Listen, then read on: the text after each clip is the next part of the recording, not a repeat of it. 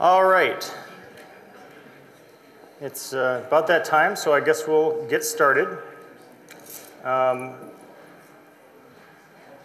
start by saying that you're not going to have the benefit of a PowerPoint presentation on screen because I'm too high-tech for my own good. I have iPads and iPhones and MacBook Airs, and none of them will connect to this VGA cable. So when all is said and done, if you really want the PowerPoint presentation, you can email me. I'll send it to you. I promise you it is not a masterpiece of PowerPoint skill or anything. It's just, you know, it's a pretty simple presentation. So let me start off. My name's Tony Bradley. I am a tech writer for PC World. I write the network column focused on business and business and technology. But my background is security. I was formerly a security consultant with EDS and with BT. I've been a CISSP for 11 years now. And I'm a Microsoft MVP in Windows security for 7 years. So that's, you know, a little bit of background on me. So since we don't have a slide for you to look at, just so you know what you're in here for, we're going to talk about what you should know about Windows 8 security. So basically, I'm going to talk about some of the new features in Windows 8 as opposed to Windows 7 when it comes to security. We're going to talk about UEFI and secure boot, anti-malware, some of the changes with anti-malware with Windows 8, the changes with Windows Defender, smart screen, dynamic access control, you know, a bunch of different things. Toward the end, after I'm done talking about, you know, just the features of Windows 8 itself, we're going to talk a little bit about whether or not those features make a compelling case for telling a customer that they should switch to Windows 8. And if so, which version of Windows 8 makes sense for your customer. So let's start off. First of all, how many of you, if any of you, were at the Windows 8 panel session this morning? Pretty much all of you. So some of this is going to be a recap. We talked this morning a little bit about, I gave a quick overview primer on UEFI. UEFI is basically the new BIOS. In newer hardware, there's still a BIOS because you have to have something to start the motherboard up and start the UEFI. But the UEFI sits in there as a layer so that instead of hitting Control-Alt-Delete and getting the BIOS screen, there's the UEFI screen, which is more of a graphic interface. It lets you get a lot more done. UEFI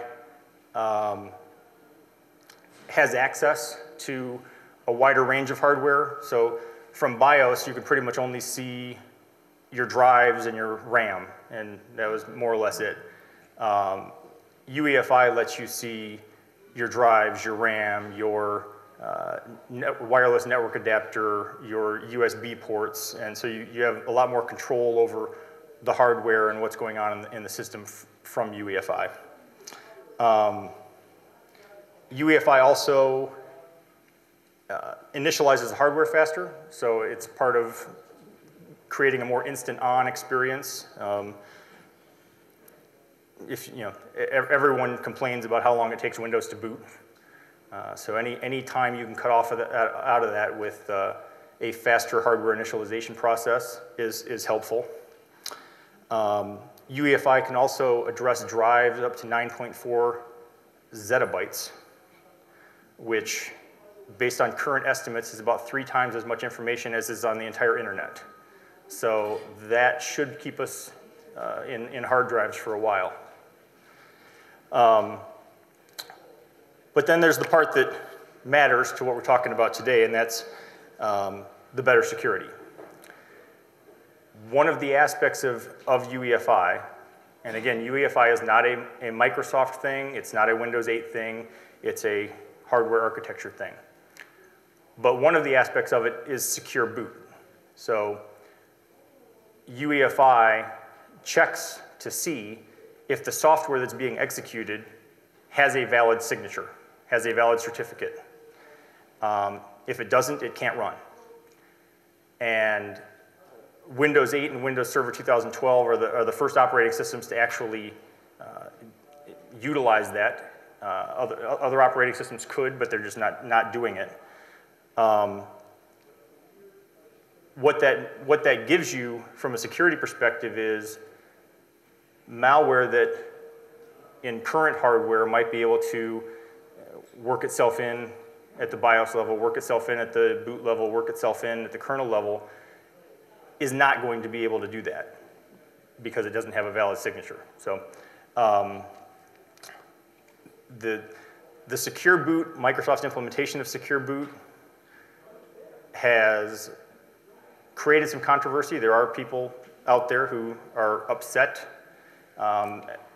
And again, not because they think that Microsoft itself is going to prevent like Linux or third-party software from running, but that Microsoft exerts so much control over the OEMs that the OEMs are really only going to validate and certify Windows 8 to run on that hardware. So it's really up to the OEMs if you want to install or if you want to run Linux, it's up to the hardware manufacturer to include the certificate that you would need for Linux to execute on that UEFI.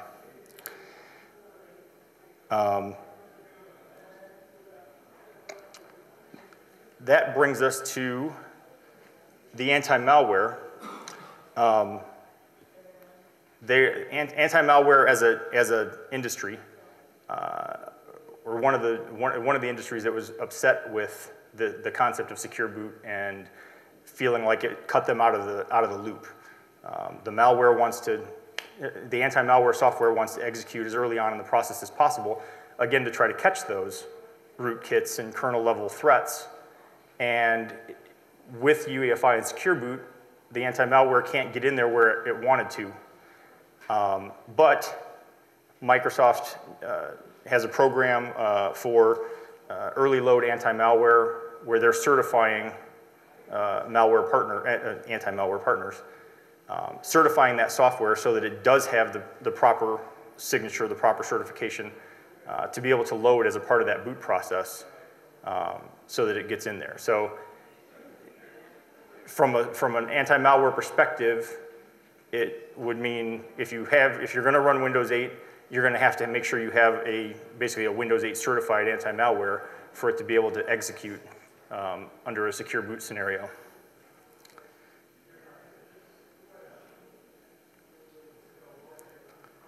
So one of the other things that is in Windows 8 that we had talked about at the panel session this morning is that Windows Defender has changed. So Windows Defender has been there in previous versions of Windows, but it's always been an anti-spyware tool and strictly dedicated to anti-spyware.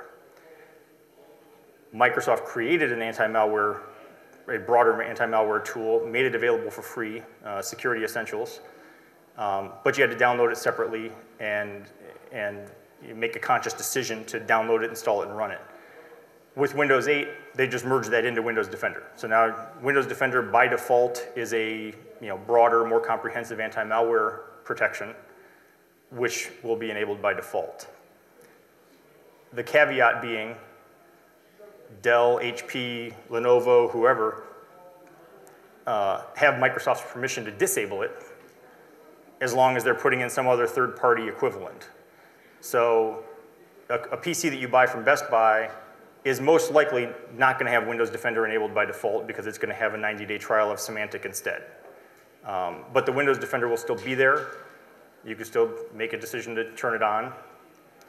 And again, you're getting not just the anti-spyware part, but broader anti-malware protection. And show of hands, how many people have used or use Security Essentials?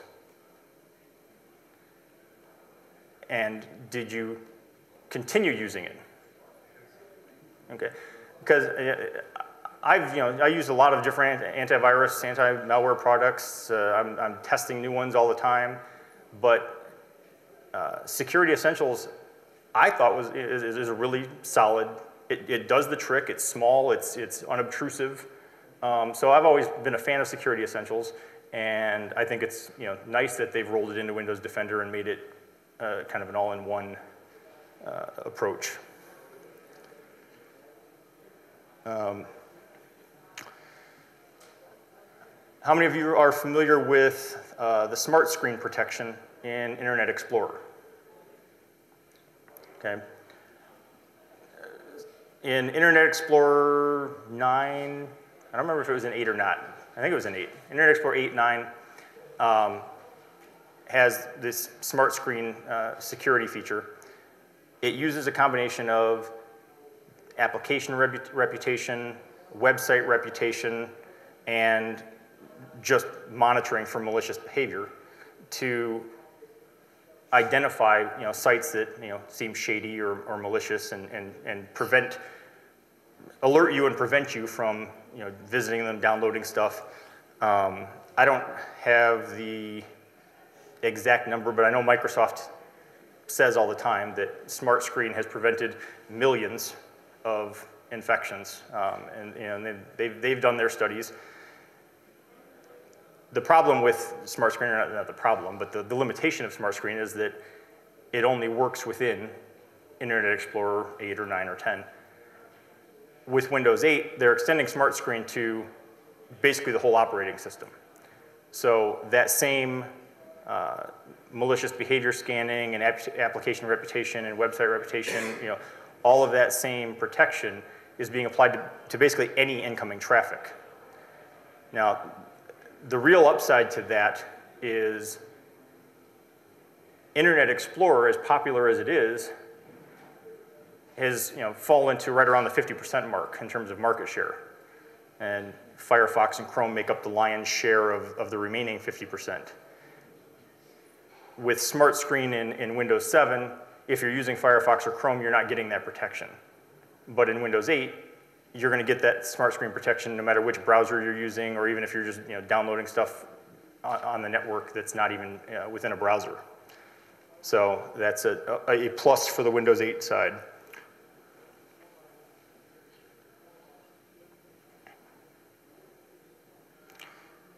And that's also in Windows Server 2012 too. So moving on to dynamic access control. With Windows 7, Windows Server 2008, dynamic access control gives your IT admins the ability to say what you can or can't do and limit access to Active Directory objects based on users and groups, basically. With Windows 8 and Windows Server 2012, Microsoft has expanded that to basically any object, or any attribute. So instead of me just saying John can't use an iPad or John can use an iPad, I can narrow that down and say John can use the company-issued, company-approved iPad I gave him, but John can't use his own personal iPad. And it gives, it gives the IT admin a lot more granular control over that access. Instead of just being able to limit on users and groups, I can basically limit on any Active Directory attribute out there. Yes? So can you lock down, so similarly to saying, hey, it's a single device, yes, on your network, can you similarly lock down the, whatever the new title is, the modern Metro tile interface to say, hey, you can't get but 3 of your standard work programs.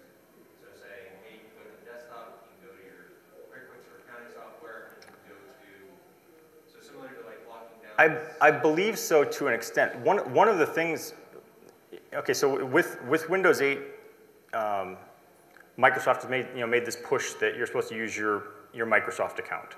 Now you can still have a local account, you can still have a domain account, from Windows 8 Pro or Enterprise.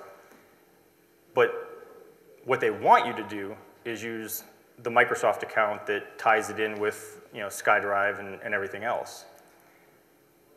In an enterprise, or in a domain-connected Windows 8, that is not that's not enabled by default. When you log in with a domain, you don't have those things aren't connected the way they would be if you logged in with a Windows 8 with a Microsoft account. The IT admin does have the ability to control whether or not you can add that after the fact, because you can go in if you've logged in as a domain under a domain, you can link the Microsoft account so that even if you're logged into the domain, you still have access to SkyDrive games, whatever, all the personal stuff. But it's up to the IT admin, and I know that can be locked down and turned off, and that actually would disable a fair number of the default apps on that Metro modern UI. I mean, if you start taking out all the stuff that's linked in with the Microsoft account, you're not left with much. Right. I was just in your earlier session, I was thinking about productivity and the security side of it, and saying, well, you are actually allowing a worker to sit at their desk to say, hey, the first 10 minutes I'm going to use my email, and the second 3 hours I'm going to go out and do social networking or look at music or right. travel sites, because that's all built into that modern UI thing. That's where I was saying, well, can we lock it down almost like what you do with a kiosk and say, hey, all you're able to do, I mean, there's no control now. Hey, you don't get to see that, you don't need to see it. The short answer is I don't know for sure. I believe so. I think there is Active Directory is pretty powerful. So I mean, if you're working from Active Directory and group policy, you should be able to do pretty much anything you want to. Okay. In line with what you just said, group policy can do it, whether they've got the extensions for Windows 8. I would assume they have it well, Server 12. Okay. So, all right. So that was dynamic access control. The next thing I want to talk about really isn't, in and of itself, is not a security feature, but having done incident response and having been an IT admin and help desk and tech support and everything else in a former life, I think that the refresh and reset features in Windows 8 are security tools to an extent. How many of you have ever reformatted and rebuilt a machine as a troubleshooting technique? Okay. Not only have I was a staunch advocate for it, only because I knew exactly how long it would take me to do that. And I knew what the final result would be. And I would look at the situation, and if it seemed, I mean, I'd love to sit there and troubleshoot all day. I think it's fun, it's challenging. I'd love to troubleshoot the problem and find the solution and fix it.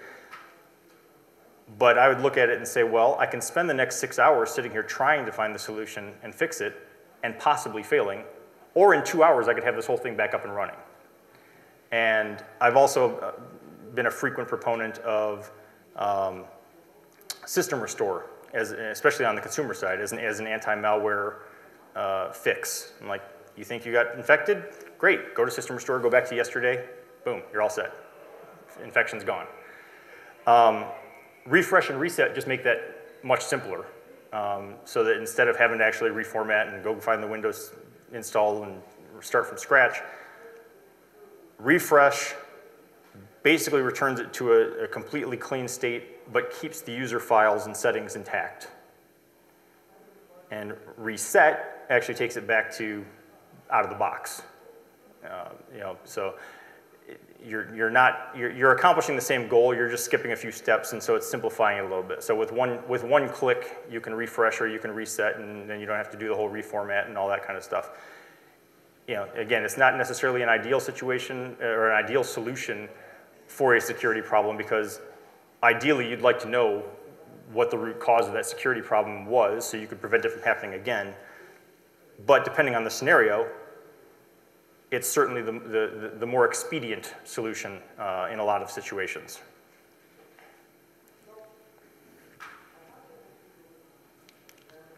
Now, I'm going to address one other security feature real quick that isn't actually on my presentation, but I thought it might come up, and that is with Windows 8 you can also instead of just a password, you can use a PIN, and you can use a picture as your authentication. So you can put a photo up there, and Windows 8 has you select 3 gestures. So you might have a picture of a waterfall, and you might swipe a line down the waterfall and draw a circle at the top, or whatever your 3 gestures are. That becomes your password. That becomes your authentication. And then there's also just a 4-digit PIN. I think both of those are neat, but I don't think they're great security features. In either event, you still have to have a password. The password's kind of your fail-safe. So if you screw up your gestures and you forget whether you circled the waterfall or drew an X on it, you still have a password to fall back on. I think it's you should just use the password. Yeah. That does seem like it would challenge password reset tools and people, and give them a better reason to forget their password forever. Well, and one of my concerns actually is, so Microsoft makes you have a password anyway. So if I, in organizations with decent security, that password's going to be something complex, something they haven't used in however many months or years or whatever. It's going to have special characters and capitalization and all these things. And when you're using that password, every day or a few times a day, it's easy to remember it. But if you let your users use this picture swiping thing, and then they mess up the picture swiping thing, and you say, oh, well, that's fine, just use your password. And they're like, I have no idea what that password is anymore. I haven't used that password in 3 months. So that password as a fail-safe sort of loses its effectiveness. And like you say, you end up having to do password resets anyway.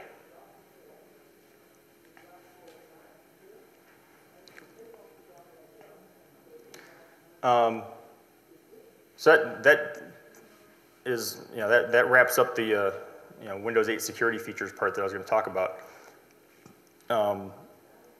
and brings us to the part about whether or not any of those things is actually a strong enough case to convince someone to switch to Windows 8, or more importantly, not should you switch to Windows 8, but would you go out to a customer and say, this is why you should switch to Windows 8. Most of you seem to have been at the session this morning, so you know that my feeling on that is basically no. I mean, I would give it a maybe. I think there are scenarios, but like I said this morning, a company that's still on Windows 2000, still on Windows XP, still on Windows Vista, and has been waiting, companies that had Windows are still on Windows XP, waited through Vista, decided to hold out through Windows 7. I think it's probably about time they upgrade to something. And I don't think there's a compelling reason not to upgrade to Windows 8 per se. So those businesses, I'd really kind of handle on a case-by-case basis. I mean, Windows 8 does have downgrade rights to Windows 7, so even if I wanted the customer to use Windows 7, I'd probably have them buy Windows 8 and back down to Windows 7.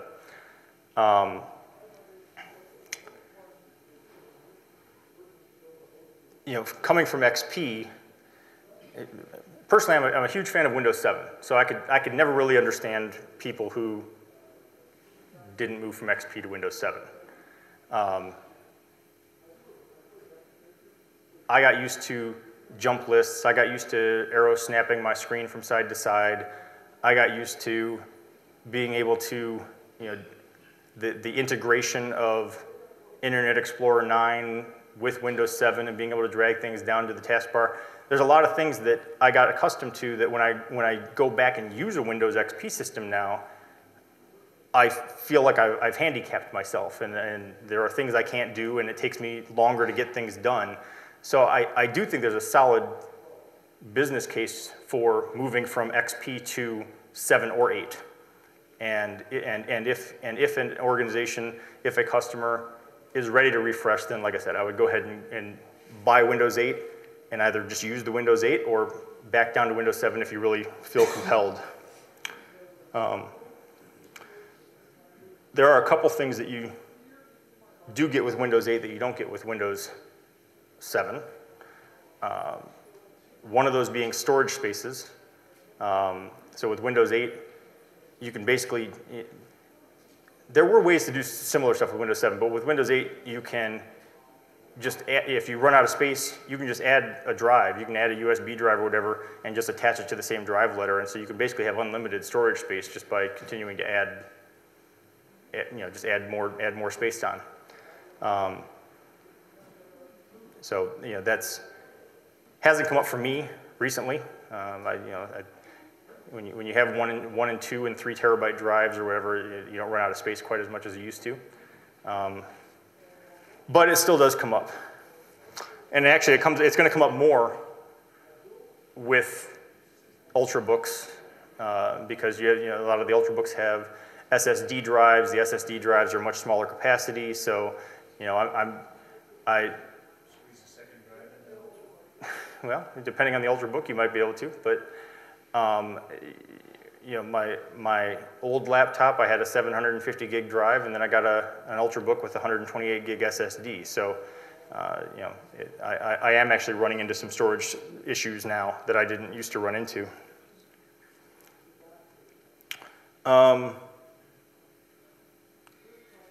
Like I said, for businesses that are already on Windows 7, though,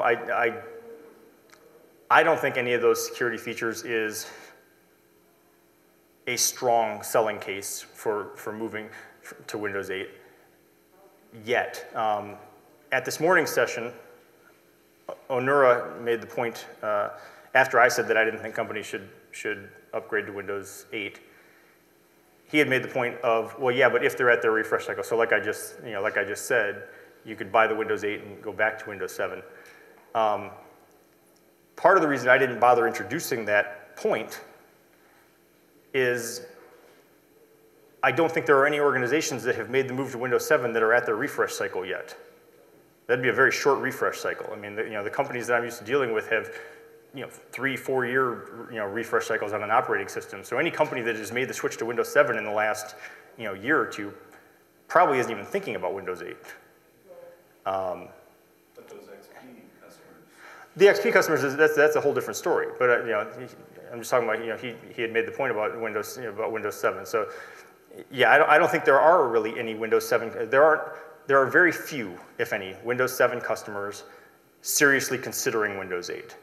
And if they are seriously considering Windows 8, or if you fast forward a year and they're considering Windows 8, I'd still, based on what I know now, say I'm not sure that's a strong argument. Like unless there's something in Windows 8 you really need, I think Windows 7 is a very strong, stable operating system.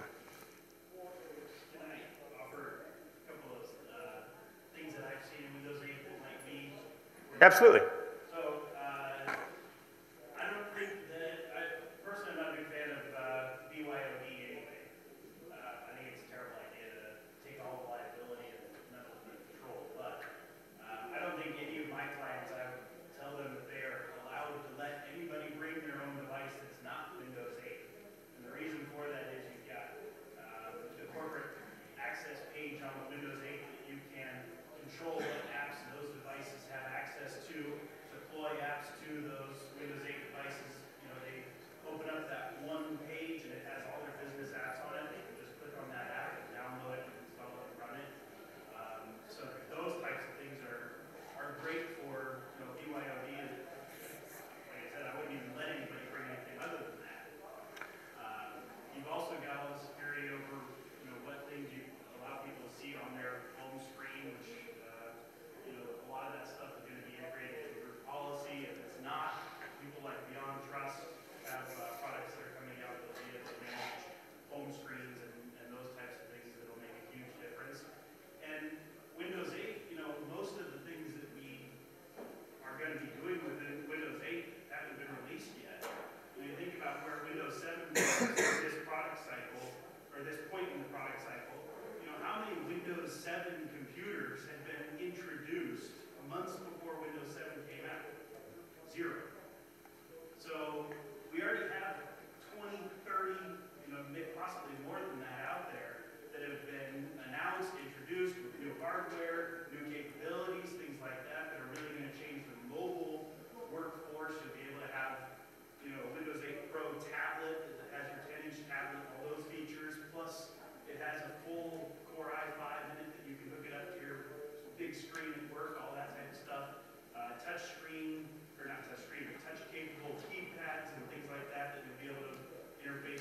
So, I mean, I think a lot of that stuff is still probably that I think we're missing in the conversation. Well, and if I had to pick one thing and say, well, okay, this is the thing I think would be the selling point, it would be the UEFI and the secure boot, which, you know, requires not only Windows 8 though, it requires that you have some newer hardware that actually has UEFI. So, you know, if you're trying to take Windows 8 and put it on your Windows XP machine, you're not going to really get that benefit. But actually, the points you brought up segue nicely to the next slide, which is a very nice, pretty, colorful chart, just comparing the options. And so it comes down to, if you were going to recommend Windows 8 for a customer, which version would you recommend? So when it comes to things like secure boot, the refresh reset feature, the Windows Defender, Smart Screen, those are in all of the options, you know, all three flavors of Windows 8. I'm not counting Windows 8 RT in this discussion, but Windows 8, Windows 8 Pro, Windows 8 Enterprise all have those things. If you want or need the BitLocker encryption, you have to have Windows 8 Pro or Windows 8 Enterprise. If you want or need the ability to join a domain, if you want or need the ability to use group policy, you have to have Windows 8 Pro or Windows 8 Enterprise. Then there's a few things though. If you want the Windows to go, you have to have Windows 8 Enterprise. You can't even use Windows 8 Pro. And to your point about BYOD, as was discussed at length this morning, for an organization that has Windows 8 Enterprise, the Windows to go it can be a great tool for BYOD, because at that point, you don't really have to care what they bring in. You can hand them their Windows 8 operating system on a USB key, and they can bring in any laptop they want, as long as it can run that USB key. So there is an argument to be made there. And then some of the other things that we talked about this morning, like direct access, branch cache, app locker. There's a lot of neat stuff that you get with Windows 8 Enterprise that doesn't come in Windows 8 Pro, which they've taken Ultimate off the table. But again, that's why I always, with Windows 7 and Vista and XP, as far back as I can remember, I've always just said, well, take the one that has all the features in it, and don't even mess with the consumer or the home or the whatever version. So that is basically the presentation. But do we have any questions? Any more questions? I haven't touched Windows 8, but the refresh that you're talking about, the refresh and the reset, what's the time frame? Is it similar to a restore point, but it's completely back to out of box, or? It's been a while since I did it. I did it when the beta first came out. I want to say it's longer than System Restore, but shorter than a reformat and reinstall. I don't think it's quite as fast as System Restore, but it'll still save some time. Does that come off of the recovery partition, or is it getting the file share and throw the CD in? You don't throw the CD in. I think it's on a hidden partition. It's just a click within. Well, it's just a click, but where's it? Where is it pulling the files from to do the read? See, and I don't know, because there's a lot of malware that will create a hidden boot partition, within the drive, which System Restore doesn't affect. So in that instance, a lot of the more complex malware, I'd like to see how the refresh and restart is going to pull that. I would say, I don't, and if you want to give me your email address, I'll research this and find an answer for you. But I would say it's not that it needs the installed disk, because it doesn't have to put all the files there per se. I guess it would if you want it to be clean. Because I was thinking, well, if you just remove all the stuff, and then what you got left, but no, because that wouldn't work. Then you wouldn't have a clean install. So yeah, I'll look into that. All right. If there are no other questions, thank you for coming.